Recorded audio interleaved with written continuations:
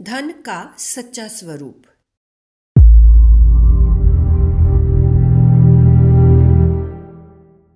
Edison ने एक स्थान पर लिखा है कि देवता लोग जब मनुष्य जाति पर कोई बहुत बड़ी कृपा करते हैं तो तूफान और दुर्घटनाएं उत्पन्न करते हैं, जिससे कि लोगों का छिपा हुआ पौरुष प्रकट हो और उन्हें अपने विकास का अवसर प्राप्त हो।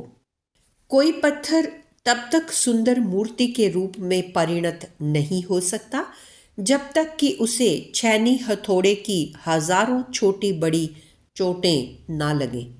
एडमंड वर्क कहते हैं कि कठिनाई व्यायामशाला के उस उस्ताद का नाम है जो अपने शिष्यों को पहलवान बनाने के लिए उनसे खुद लड़ता है और उन्हें पटक पटक कर ऐसा मजबूत बना देता है कि वे दूसरे पहलवान को गिरा सकें। जॉन बांथन ईश्वर से प्रार्थना किया करते थे कि हे प्रभु, मुझे अधिक कष्ट दे ताकि मैं अधिक सुख भोग सकूं।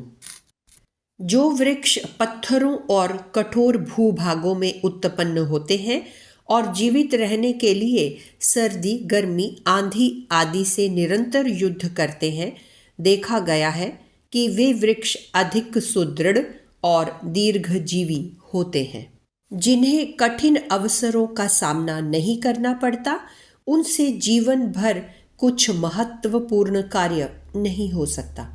एक तत्वज्ञानी कहा करता था कि महापुरुष दुखों के पालने में झूलते हैं और विपत्तियों का तकिया लगाते हैं। आपत्तियों की अग्नि हमारी हड्डियों को फौलाद जैसा मजबूत बनाती है। एक बार एक युवक ने एक अध्यापक से पूछा, क्या मैं एक दिन प्रसिद्ध चित्रकार बन सकता हूँ? अध्यापक ने कहा, नहीं। इस पर उस युवक ने आश्चर्य से पूछा, क्यों? अध्यापक ने उत्तर दिया, इसलिए कि तुम्हारी पैतृक संपत्ति से 1,000 रुपया मासिक की आमदनी घर बैठे हो जाती है। पैसे के चकाचौंध में मनुष्य को अपना कर्तव्य पथ दिखाई नहीं पड़ता और वह रास्ता भूलकर कहीं से कहीं चला जाता है। कीमती औजार लोहे को बार बार गर्म करके बनाए जाते हैं। हथियार तब तेज होते हैं जब उन्हें पत्थर पर खूब घिसा जाता है। खराद पर चढ़े बिना हीरे में चमक नहीं आती। चुंबक पत्थर को यदि रगड़ा ना जाए तो उसके अंदर छिपी हुई अग्नि यूं ही सुषुप्त अवस्था में पड़ी रहेगी। परमात्मा ने मनुष्य जाति को बहुत सी अमूल्य वस्तुएं दी हैं।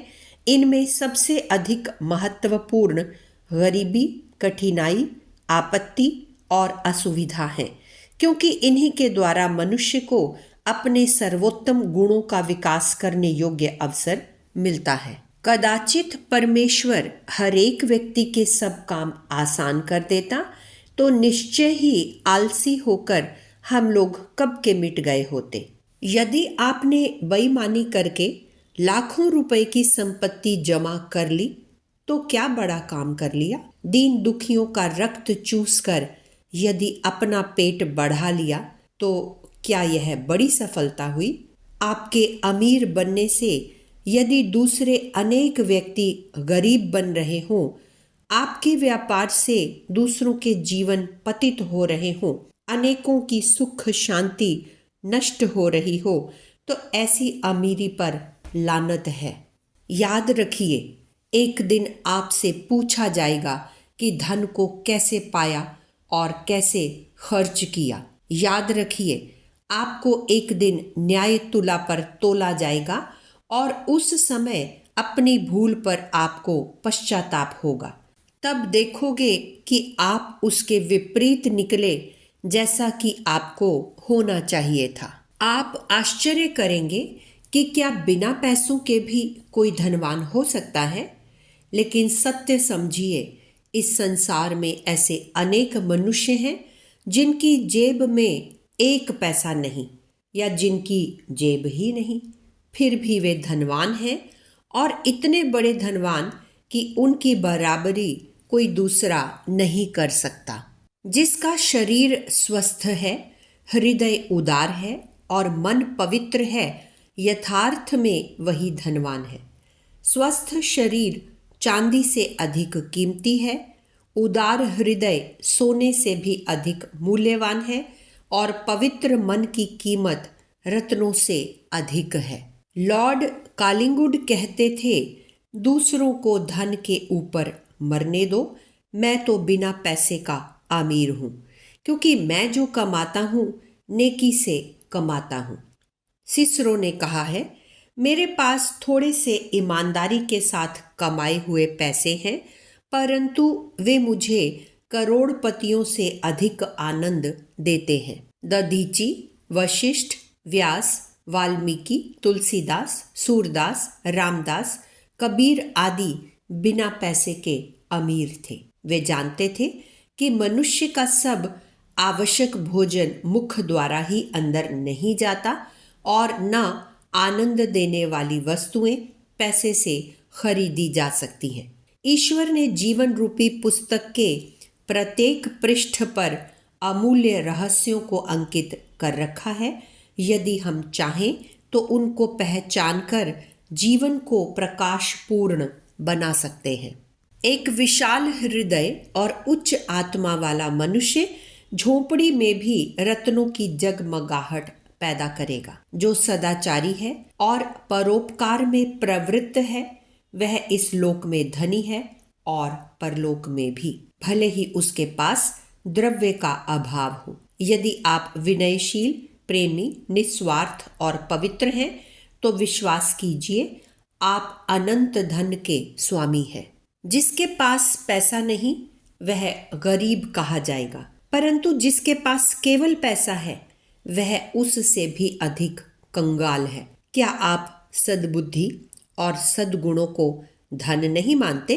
अष्टावक्र 8 जगह से टेढ़े थे और गरीब थे, पर जब जनक की सभा में जाकर अपने गुणों का परिचय दिया तो राजा उनका शिष्य हो गया। द्रोणाचार्य जब धृतराष्ट्र के राज दरबार में पहुंचे तो उनके शरीर पर कपड़े भी नहीं थे, पर उनके गुणों ने उन्हें राजकुमारों के गुरु का सम्मानपूर्ण पद दिलाया।